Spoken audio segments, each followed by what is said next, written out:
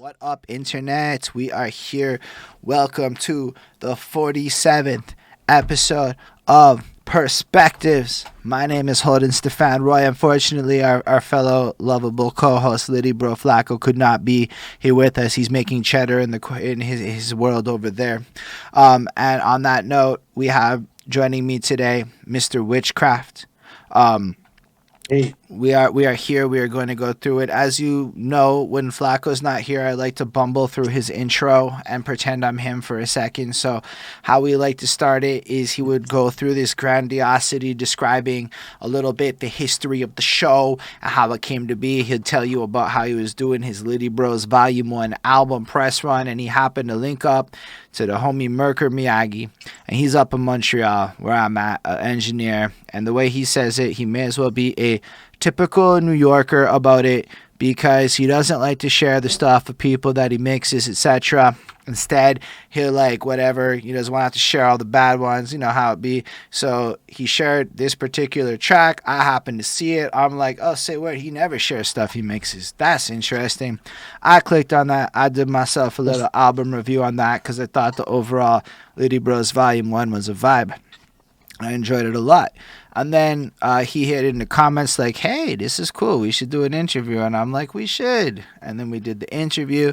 The way Flacco describes it is something in the ballpark of, let me tell you, B, after doing this, it was like therapy. They don't ask questions like this. It was a good vibe. I put all the homies onto it, etc., etc. Something about, usually he'll say typical New Yorker like 8 times throughout the midst of this. I'm not a typical New Yorker. I'm a Montrealer, so it's a completely different vibe. With all that, we kind of have a proper like opening question that we're gonna get the ball rolling with. But before we get into that, he'll cut me off and ask you this like particular set of opening questions to like really get it going. So if you could just kind of introduce yourself right quick, and then tell us where you're from, and then also tell us where your parents are from. okay. Whichcraft. I'm currently in Charlotte. I'm from New York, the Hudson Valley. Hudson Valley. I don't exactly know where that is. Is that outside? That's not in New York City then. No, that's like Poughkeepsie, Newburgh area. You know what I'm saying? Closer, a little like the suburbs in New York City, kind All of, right. if you say so. Eh, I mean, I'm basing it off of you. I've never heard of it before. So let's say outside of yeah, New no doubt. York, outskirt area. I think that's better than suburbs. Outskirt area. Right. All right. Outskirt, yeah. So what's important though is that that's where the story of Witchcraft is going to end up starting. And when I say story, you'll see what I mean in a second. I'm going to do my little opening question. From that, Yeah. you can just take it away and we'll get the ball rolling properly. So it all starts off with my girlfriend, and she's washing the dishes one time, and she's got her phone open, and she's playing that Black Eyed Peas song, that I got a feeling, ooh, and she's vibing, and she's dancing, and she's doing her thing. And I look at her, and I have this thought, and I go, when the fuck did this song become chores music, right? Because like if you think about this track in particular, about 10 years ago, run it back. We talking middle of the night club banger. Everybody's having a wonderful time no matter what when they hear this song. It is like the song of triumph and joy.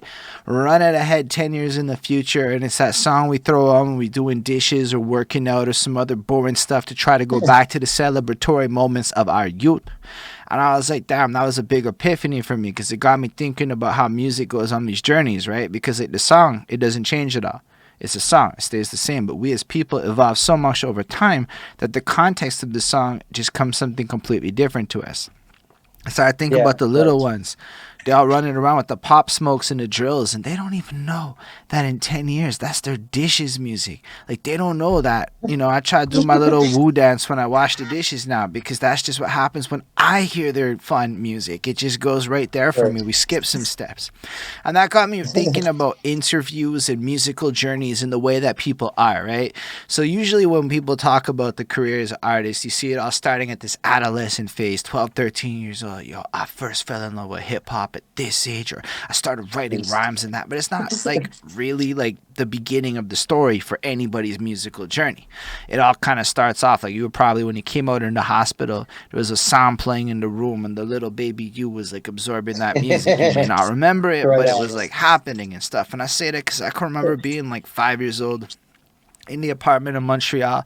They got the gray boxes there, the amp and the preamp and the tape deck and the radio and all the wires kind of going out to the speakers and everything. My dad would be busting up his Led Zeppelin tapes and things like that in the daytime, but at the nighttime it would be like that club music straight from the clubs in Montreal. But my mom's, it was super different. It was all musicals and Disney's and like love songs and disco and all that kind of stuff. And Right. that like kind of all blended together with the pop of the era to create like this whole foundation of my little young experience. So I was hoping, Mr. Whichcraft, you could take us back to the youngest Whichcraft you could remember being and tell us a little bit about what it sounded like to be you before you had control over what it sounded like.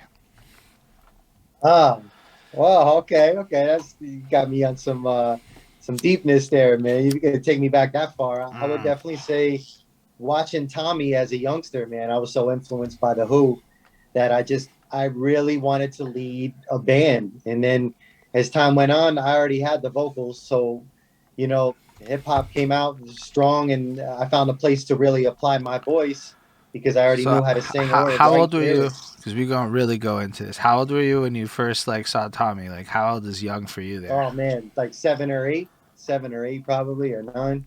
I'm You know what like I'm saying? before that even. What kind of stuff were your parents vibing to?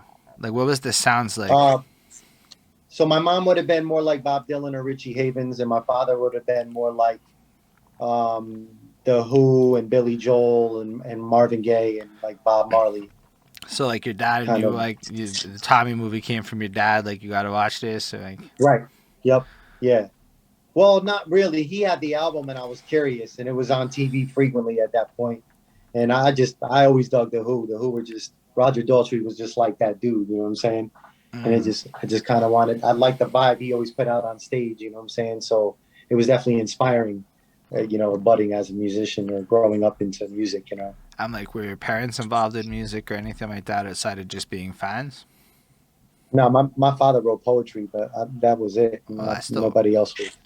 Yeah. And when you were like a little one, were you like a poetry writer? Like before you even saw that movie, like were you inclined towards music or was it like just Yeah, around you? I always would write different ideas down or sing out, improvise melodies and stuff like that. I always just running around the house making up stuff, you know what I'm saying? So it was already like running, generating inside of me, like creating some kind of being I would eventually become, like you were talking about, you know what I'm saying? So you're like a little one. You're just kind of, I guess, almost like in a jazz sense, just kind of doing your little practicing, your little free forms, and Yes. you have Yep. poetry going on. So what else were you up to as a little one? Like, did you have other passions or hobbies before you like kind of got into the musical phase of things?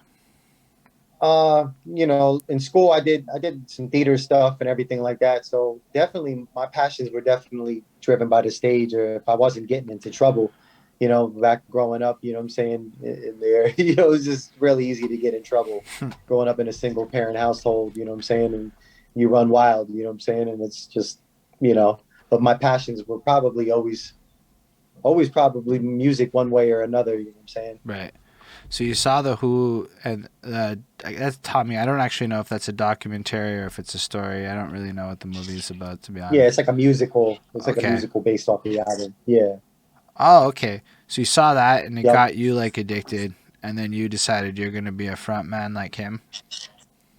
Yeah, definitely, definitely. That was the inspiration of doing frontman work.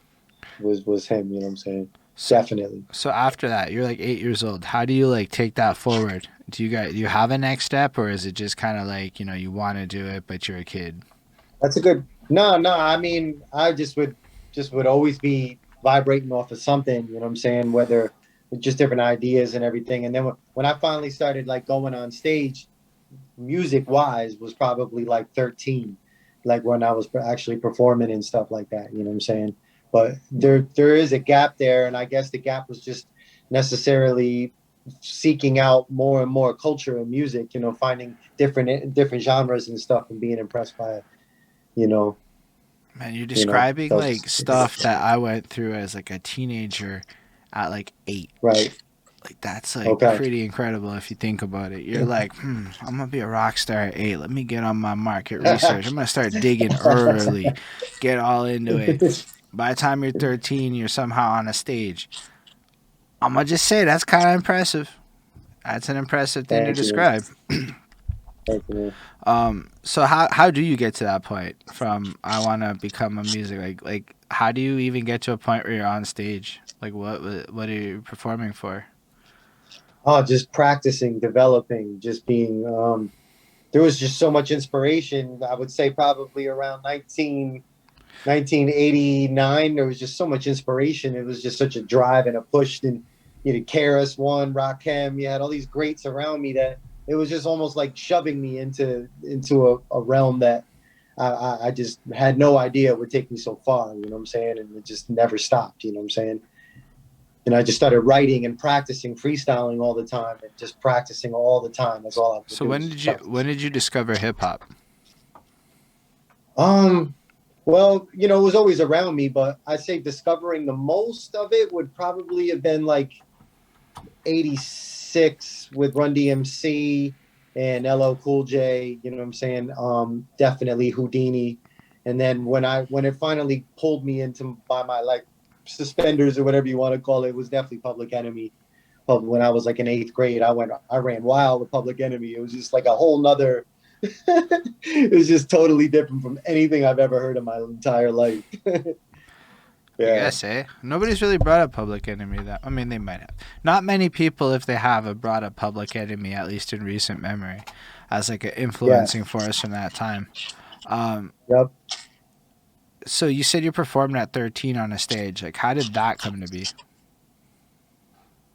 You know, at that time, man, it was more or less like you go where, like whether the school dances had like the talent shows or whether there would just be a place that would have for showcasing. You know what I'm saying? You sign up, you know what I'm saying, and stand online and you go in. A lot of the school dances back then were pretty cool in New York and the Orange County because like me and Cage, we used to perform at those school dances when we were like 13, 14. I think Cage was like 2 years older than me, and like we would, you know, that would be the, you know, just the local spots, or in New York you just sign up for showcases, And you're like you know. 13 performing hip hop at these Yes, showcases? yes, yup, in between 13, 15, And the whole, where you know, did not eighth grade, ninth grade, 10th grade, yup. were you like performing your own songs at this point? Yeah, or freestyling, or you know, they would just play whatever the going beat was and I would rhyme over it, you know what I'm saying? But however I could get a spot on stage, you know, at the time, you know. And were you going as Whichcraft back then, or was it like a different name? Nah. Witchcraft wasn't until like 95, Mm, 94. we just got a good question. When you say Cage, do you mean like the guy who rivaled Eminem or somebody else? Yes, yes, that case. Yep. Like you were in high school with him, battling, or Well, just? he went to Minnesink, I went to Middletown, and That's a good we were specification, like, really. yeah, we were very affiliated in the sense of music and people that we were both, you know, that we both knew that were, you know, involved in it too. You know what I'm saying? So you, as teenagers at that age, were rhyming together at variety shows around New York. Not variety shows. Well, we didn't. We only connected when we were more younger, and then we found later on we knew we were in the same area. But we connected when we were like in eighth and ninth grade. Mm. You know what I'm saying? These were like school dances. You know what I'm saying? Basically, you know, So or not wherever even it was variety. like So a like you're local. saying, even lesser than not to like to like create a hierarchy per se, but like the even more local and like so like that's wild. Right, local, yeah, local, because we were both lived in Orange County. You know what I'm saying? Okay. And probably the only ones that were really showcasing ourselves at that time really hard, like working really hard at what we were doing. I just wasn't expecting you to just casually name drop rapping as a teenager with Cage. Yeah. Orange County had some good talent coming out of there. That's Sure. wild.